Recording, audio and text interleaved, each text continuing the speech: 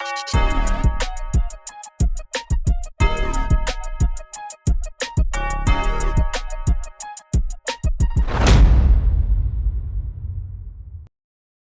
right, y'all, welcome back to the new SEC podcast. I'm Randall Ledet Jr. We got Hunter Ziesman here as usual, and we got Davin Bellamy, Georgia linebacker, as we all know, back on the show, 2014 to 2017. I mean, it doesn't even require an introduction anymore. He's just a part of the team here. We're giving you some Christmas week content. You see the tree in the back. In this episode, we're going to talk about some of the keys for Georgia to win this game against Ole Miss and continue on their path for another potential championship in the college football playoff. So, Davin, thoughts on this matchup, and also just welcome to the show. Yeah, man. Happy to be back. I love jumping on here. With you guys, man. You two of the best in the business, so I love being here.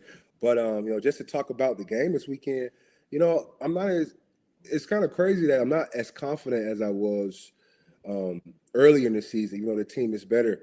I'm not saying that I'm afraid Georgia's going to lose. I just understand that first, Ole Miss jumped out on Georgia very, early in the beginning of the season.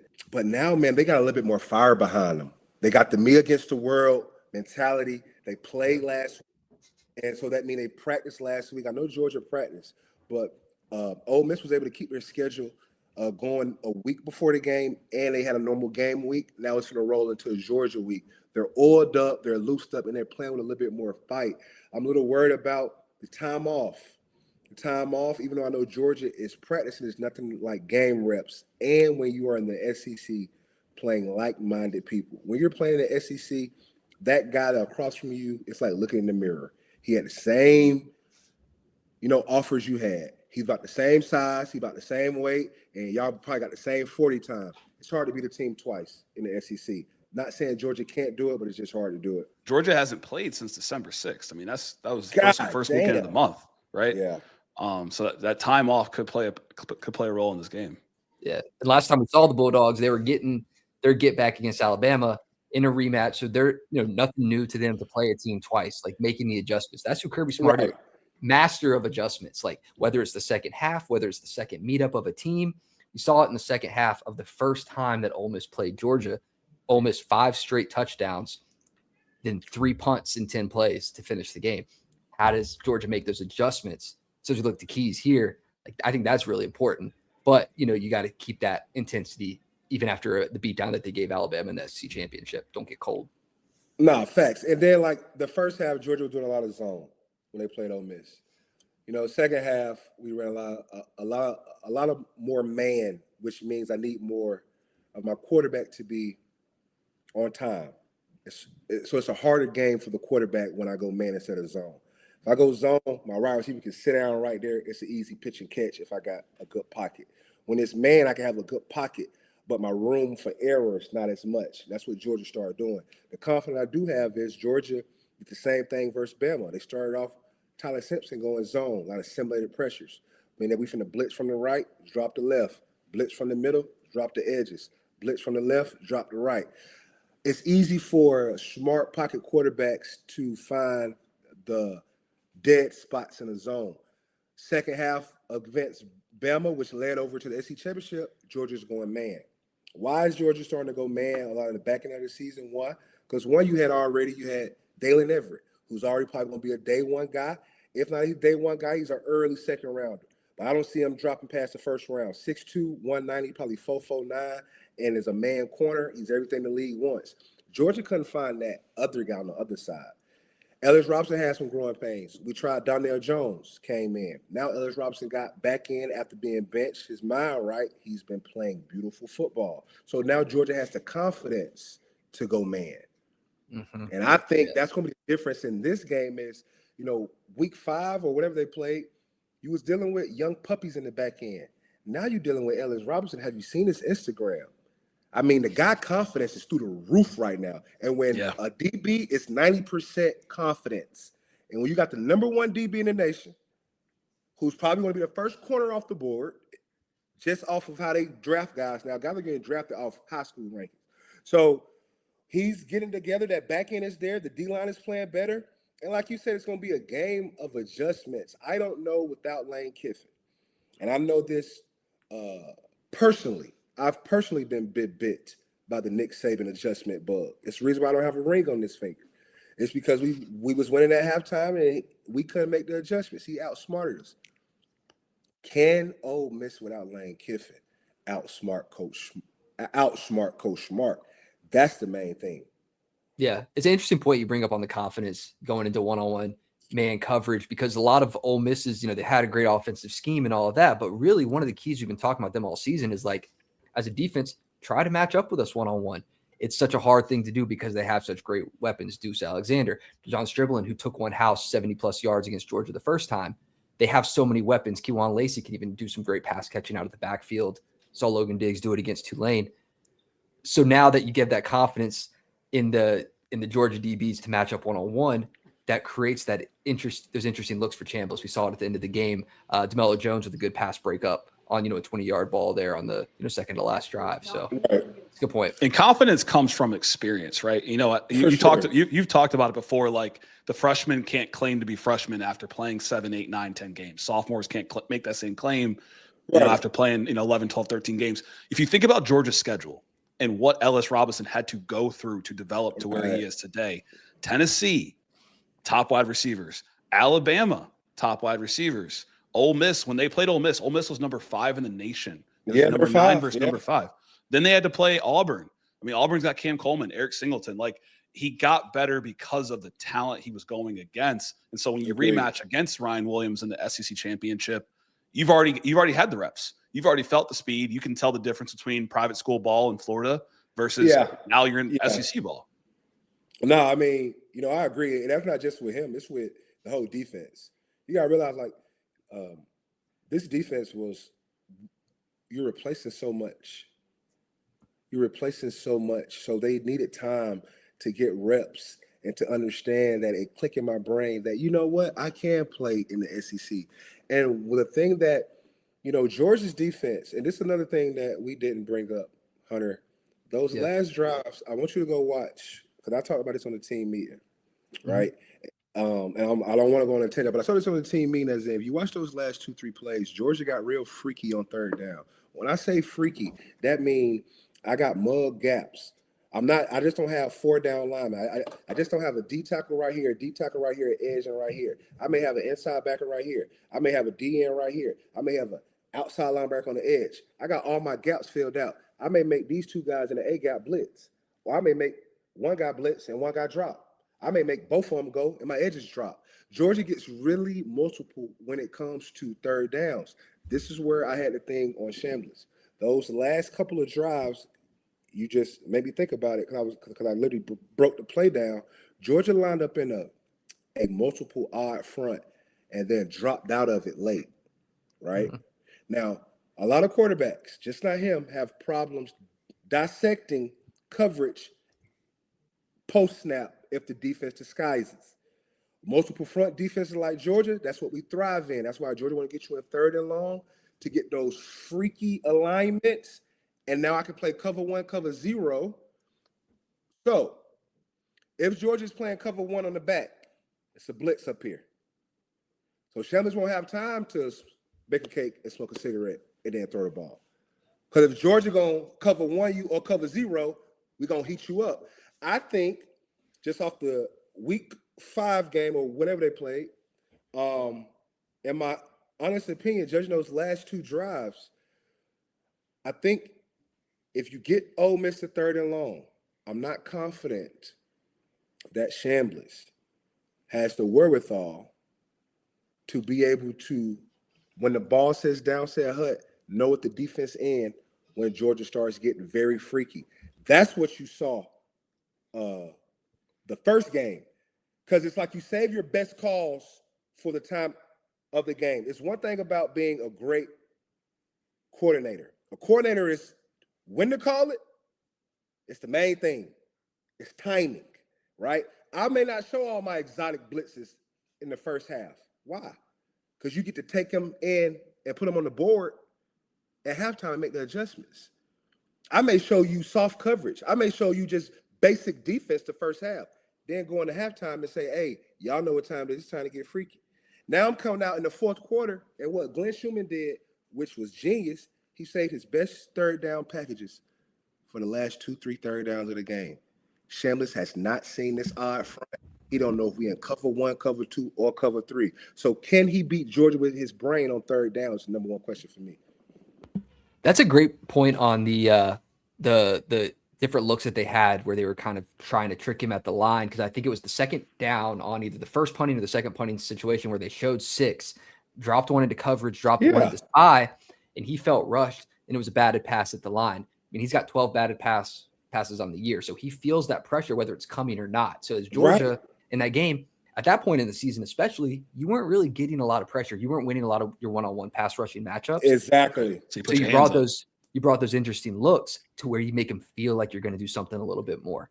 We're not beating them one-on-one. Let's make them feel like we're going to do extra. Feel like it, yeah. But then you drop him back. And at that point in the season, whether he's gotten better since that in reading that, he started to get a little bit antsy, getting the ball out a little bit too early, not reading, where the hands might be. So that's a good point to bring there on how they get that pressure, the pressure looks on him.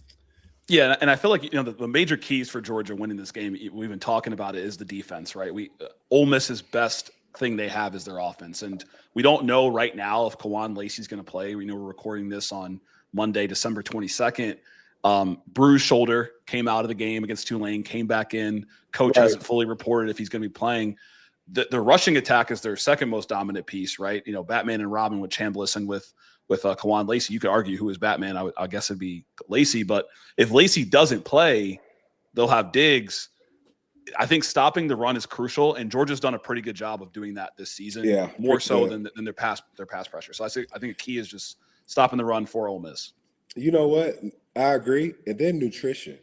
You just brought up a good point. Like, he got his shoulder banged up against Tulane. That's where sometimes it's like I'm worried about the time off, but Georgia was so banged up because of our style of play.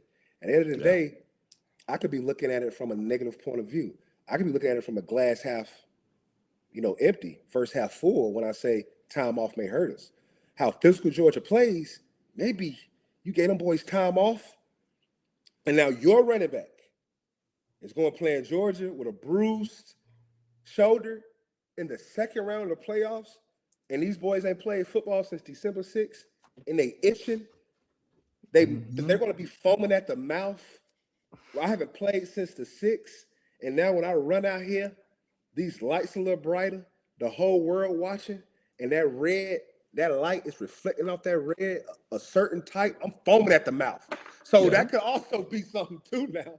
True. Now it could. It definitely can. And you're coming off a championship. You're champion. Coming off and before you say something, I'm glad you brought that point up, because a lot of people said that the SC championship don't mean nothing. They are a lie. When you win an SC championship, you gain confidence. That means when we won that, I'm telling you, who won it? Line them up. We just won an SEC championship, baby. And when you look at the SEC championship rings, they just as big as that championship ring. Got the same diamonds in them. The SEC got a lot of money, so that game means something. Right? Them boys are coming in there right now. I'm a red shirt freshman. I'm a red shirt sophomore. Right? Everybody counted us out. Right? Then I go in there. I win the SEC championship. Who won it? And I got 2 weeks off. Who beat won Bama. It? Haven't beat Bama in a while. Haven't been. And bro, some of those players, 33, Quinn Johnson, number 6, Gabe Harris. We talked about number 1, Ellis Robinson. Number 15, Darmel Jones. When you start looking at these young players, these are redshirt sophomores that went out and won the SEC championship. Now you gave them confidence and 2 weeks off. But that also may be scary. Young guys with 2 weeks off. Sure. That's a good point. I mean, and there's that side of it. I think the health thing is just such a big aspect of it. It's kind of flipping the script, talk so much about Georgia's defense. One of the things that you've talked a lot about, when we've had you on here is about how they control the game flow by running the football. This gives you time to get Chauncey Bowens healthy. He's great outside the guards, outside the tackles. That's where Ole Miss struggles. They're good really kind of up the gut, but once you get outside on them, that's where the running really hits them. No one is controlling the game flow, game control, getting people out of their style of game like Georgia is with how effectively they run the football with so many different people. That's what I would say that's almost more of a key to this game than even the defense on my side, is how they control the game with running the football, time of possession, keeping the ball out of Ole Miss's hands, where at the end of the game, Ole Miss wished they would have maybe had a possession or two more. That's what I think for sure. The planned runs, the unplanned runs, the plays that you talk about all the time. Yeah, and I have fully confidence that, and that's why I kind of really didn't talk about the offense. I mean, like, I'm not gonna lie to you, the way Georgia plays the offensive game, it's not flashy, it's not tricky. It's the quarterback. He's not trying to win a Heisman. He doesn't care about being sports in the top 10. If it's not there, I'm gonna throw it away. You know, if no read is there, I'm gonna scramble, get 4 yards, and get down. You know, like it's not somebody trying to make an exciting play. And when you play such style of complementary physical football and have a quarterback at the position that's running that balanced offense that understands, take what the defense give me, I don't have to be Batman. That style travels, right? And, you know, if you just would have asked me what's the keys to victory, this show would have been over 10 minutes ago if I just would have said, I don't think Ole Miss is physically dominant enough to go 4 quarters with Georgia. And eventually, like I always say, when the lights are on, when you first run out there, I've been there before, your anxiety is rolling. It's fight or flight. You got butterflies in your stomach. You done took 3 pre-workouts. You listen to all the hype music. So that first quarter, you hit harder than ever. But one thing I realized about playing football, as the game go longer and longer, that pre-workout run out, that anxiety get low, and that fight or flight get even. And now it's about who wanted more. And that's what's just been happening with Georgia. I just do not think you don't gain cojones in a span of a season. That's a culture, right? If I was able to put on 190 rushing on you in week 5, you usually don't watch teams that are bad at stopping the run in the beginning of the year. Even if you go pull up all the NFL stats, college stats, teams that are bad stopping the run at the end of the year, there's not no magic switch in there better at stopping the run at the end of the year. They're usually, if you look at the NFL, the team that starts off the first 4 weeks as the sorriest rushing defense usually ends that way, and that team is probably in Cancun. So I don't think they're just going to be – I don't think they're going to grow enough muscles, enough girth to be able to stop Georgia for 4 quarters. I just don't think so. Yeah. I mean, they didn't stop them on any drive in the first matchup. They scored points on every single drive. So whether it's a field goal, it's points. And then you saw at the end of the game, I mean, Georgia's done a really good job. I'd say here, you know, final key for me in this game is the fact that Georgia gets teams out of their comfortability zone. Where Ole Miss, you know, they're a 40 rushing attempt per game team. Georgia took them out of that game. You look at the final 3 drives, 10 pass, 1 rush. It's not the type of game that they wanted to play, and they were forced into that pigeonhole because of what Georgia was doing to stop the run. Agreed. And at the end of the game, you start controlling the clock by running the ball as Georgia did to finish the game. It got them out of their rhythm. So if Georgia can take them out of their rhythm of running the football, continue to stop Kwan Lacey, to stop Diggs at first or second touch, you know, don't let them get out. They're great at breaking tackles. If you stop them at first contact, you get them out of their game. That's where I see Georgia winning this. That's kind of the final key for me here. Yeah, I mean, I think final key for me, I think it's just maintaining the possession of the football. We haven't seen Gunnar Stockton turn the ball over a lot. We haven't necessarily seen Frazier put the ball on the ground a lot, and even these other running backs. Georgia's a lot of things right. I'm not saying it's not possible for Ole Miss to win this game. It was 45-35 last time they played. It's definitely possible. Georgia scored 17 unanswered points in the 4th, but you know, final key for me, I think, is just possessing the football. In the playoffs, we've seen what turnovers can do for momentum, whether it's in the red zone, whether it's, you know, your first series turnovers, even on special teams, you know, blocked kicks, blocked punts in the SEC championship. I think it's important for them to possess the football. That's my final key. I like that. And the last thing, though, you know, it's playoff football. You know, everyone plays, you know, you're either going to play up to the standard or you're not going to rise to the occasion. A lot of times we assume that players are going to rise to the occasion. We don't know that. This is a whole nother butterfly when you're running out of there. I just know that one staff has been there before. One staff is on a team that is leading a group of seniors that have been to the SEC championship game 3 straight years in a row. By the time Georgia played in the Dome last week, they already played in there twice. So that's what I'm saying. It's like college football playoffs. Is Chambliss ready for the moment?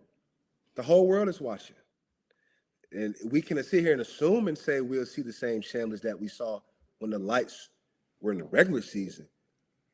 But the lights are a little brighter. So we can't assume that he's going to be playing with that same type of confidence.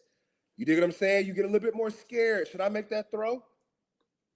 Because it's win or go home. Yeah. Should I make that throw? So a lot of people always think about that. Is certain players rise to the occasion, certain players don't. Everybody wasn't Kobe. Yeah, and I guess, just Hunter, you go ahead. No. You got it. No, it's a fair point, and it's hard to bet against Chambliss. He's 11-1 so far, 12-1 if you count the playoff game. He hasn't necessarily had to have those clutch moments all season necessarily, besides the Oklahoma game. But kind of wrapping it up, I love this matchup. Gunnar Stockton back in the Sugar Bowl. Georgia lost last year against Notre Dame. They're gonna want to win here again. They've been in the Superdome before. They've been wherever the Saints play before, and so. Davin, let the people know where they can find you between Instagram, Twitter, or X, YouTube. Yeah, man. Davin Bellamy 17 on my Instagram, Team 7 Meeting. It's also the IG handle One Love Media on YouTube, and Davin Bellamy 17 on Twitter is where we post all our clips, Team Meeting, and I had these guys on my show, so make sure you check them out. Yeah. It was fun doing the off the clock segment. We'll put the link to that, down below so everyone can check that out. It was fun. No, for sure. It was talking transfer portal, talking the past matchups. Now we have fun. I love it. And we got to have you guys. Little G5 action again. G5. Little Kentucky Fried Chicken. University conversations. I really appreciate y'all joining the show and accepting me on yours. Yeah, man, we love having you on. I mean, Davin is doing major things right now with Atlanta News First. With just about everybody, DawgNation, his own show, a Team Meeting, Off the Clock. I'm always impressed with all your creative ventures, and it's been a fun season. So finish it up with us at the new SEC podcast. Wrap it up with Davin over at Team Meeting and all the things he does media wise. And as always, if you like content like this, go ahead and hit that subscribe button. We're gonna keep rocking and rolling. And once again, have a good Christmas. Take it easy, y'all. Merry Christmas.